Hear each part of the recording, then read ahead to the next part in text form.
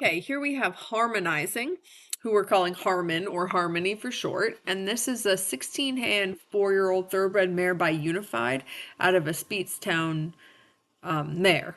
And she last ran in September on the 20th, I believe. Yeah, on the 20th. So she has been, her last race was just about exactly a month ago. She arrived last week, so she's been here for just about a week. And here she is having actually her second post track ride. Billy sat on her yesterday in Western Tack for me and had a really cute, good ride on her. And so then today I got on her for her second post track ride. So this mare, I'm putting her on the market really like what I consider to be quite cheaply in the mid low four figures. She's super easy to ride. This is a very straightforward, happy to work without doing anything worrisome for a rider whatsoever to ride horse. But she needs a little bit of work on the ground. She's just a little bit antsy. She just doesn't quite understand how to relax into her routine on the ground at the moment. So she really would be good for somebody who's super interested and invested in groundwork. I can tell you that to ride, she's very straightforward. You're going to be able to go do tons of fun stuff in the tack, but I would really like to see her with somebody who's going to take their time and do a whole bunch of groundwork and really get her as confident working on the ground as she is in the tack, which is, I think, a fun project for some people. And if I had more time, I would be a lot more interested in doing it myself. But I have 14 horses right now, so I can tell you I certainly do not have the time. So her price is lower because I just really want to see her in a good situation with somebody who's going to invest all the time and the energy into making her as wonderful to handle on the ground as she is to ride. And so when I got on her, some horses when you get on, these are thoroughbreds, and typically they really, if they're a little bit anxious, they just want to move their feet. They don't want to do anything bad. They just want to go somewhere. So when I got on, she just felt a little bit jiggy to me. And we picked up the trot, and I could just tell that she wanted to canter. So I just let her canter. And so when the video picked up, basically we had picked up the canter, and right away, like within 2 steps, I was like, wow, this is a great canter.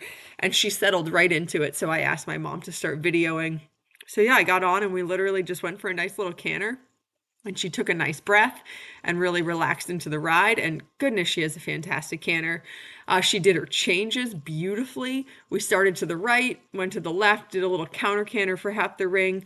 She did a beautiful change. So now we're now on the left, and in a second we're gonna change back to the right. And she does another change. And I just think she's so cute and easy in the tack. Such a super balanced canter too. A little bit green about the contact, but sort of similar to this other gelding I have right now, Chance. No negative aversions to the contact, literally just purely green, just has no idea. And I'm just not going to jam them together into it, so it's just going to take the time that it takes for them to piece it out and put it together. So at this point, after she does her second change back to the right, she's starting to feel a little bit tired, probably rightly so, because now we've been cantering for a few minutes. So then I let her take a break here. And so then after she did that little canter round, she was super chill and happy to walk around. And so we just did things in a little bit of reverse order. We cantered, then we walked, then we trotted. And so, sort of as I always do, if they feel like they're in a good working headspace when we're doing our walking stuff, I just start walking over all the poles in the ring. And she was excellent about that.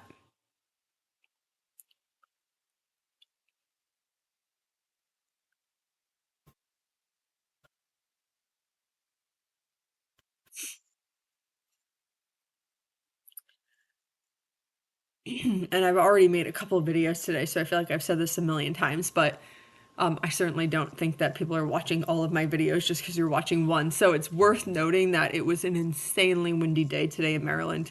The wind's blowing like 30 miles an hour. We're having 40-mile-an-hour gusts. So it's quite an exciting, lively day to be doing a ride on a baby green thoroughbred. But she was totally unfazed by it. She was super about it all. So that was very good. No spooking or these trees here that you see in the distance, those pine trees, they line that side of the ring and they can be really scary on a windy day, blowing all around. And she was just excellent.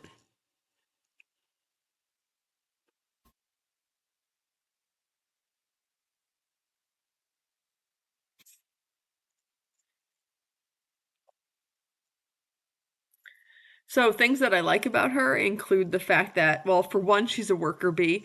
She's happy to move her feet. She wants to do a job. She's not hot. You get to put your leg on in a very comfortable way, but she is happy to go do the things. You know, she wants to move her feet. She wants to do her job. So she certainly doesn't feel like a slug. She's not spooky. She's not overly sensitive. She's certainly not giving me any weird or quirky vibes in any way. She's actually very straight through her shoulders. I don't feel her with a big difference in ease or I should say, difference in strength from one direction to the other. She's quite even. What else? She is obviously green about the contact, just doesn't quite understand it yet. So we're having a little conversation here. She gives me a couple little moments. But basically, this is my first ride on her. So this is just a meet and greet. I'm just trying to get a sense for where she's at, assess sort of her brain and her attitude. And then we'll keep working on the contact as the rides tick by. But it's not the most important thing to me in this ride.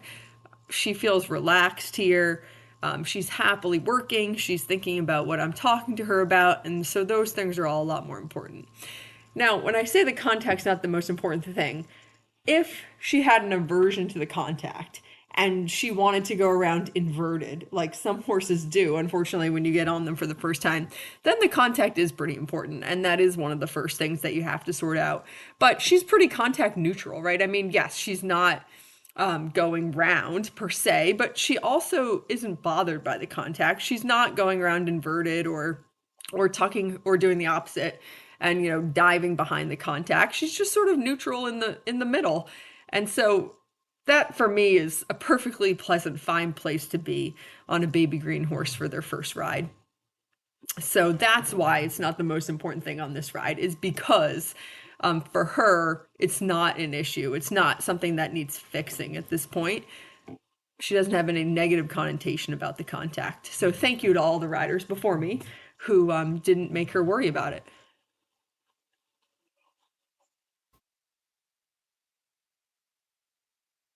And here, actually, she is just sort of starting to want to lower her frame a little bit.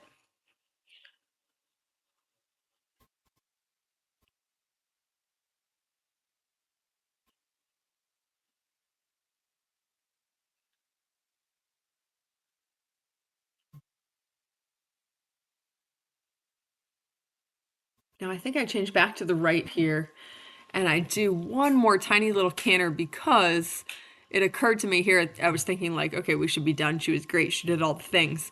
But it occurred to me that we didn't actually get a trot canter transition on camera because we were already cantering when my mom started videoing, and then we did the changes. So I thought we should probably just go and, just for the sake of the video, show everybody one trot canter transition so that nobody thought I was trying to hide something of her doing some sort of crazy, hideous transition. And actually, she does a really, really cute, balanced little transition. That was very good.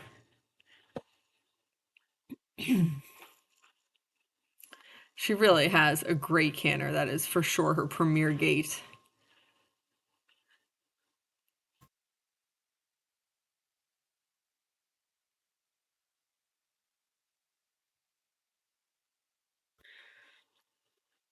Yeah, that was very good. Very, very happy with this little mare. So I'm excited to find her a good spot where somebody's really gonna put the time into the groundwork and really, really make themselves a cute little horse.